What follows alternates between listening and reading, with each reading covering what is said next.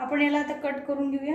ह्याचे एजेस मी पहिले काढून घेते दोन्ही साईडचे आणि आता आपण बाकरवड्याच्या शेपमध्ये याला कट करून घेऊया। बघू शकता अशा प्रकारे प्रत्येक बाकरवडी आपल्याला वेगळी करून घ्यायची आहे।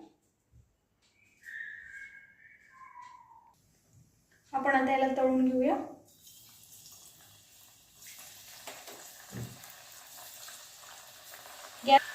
गॅस मीडियम फ्लेमवर ठेवायचा आहे।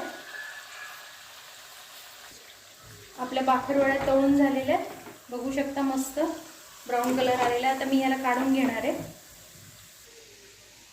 या आपल्या बाकरवड्या रेडी आहेत। मस्त सोपी अशी रेसिपी आहे, नक्की ट्राय करून बघा आणि चॅनलला सबस्क्राइब करायला विसरू नका आणि शेअर जरूर करा। धन्यवाद।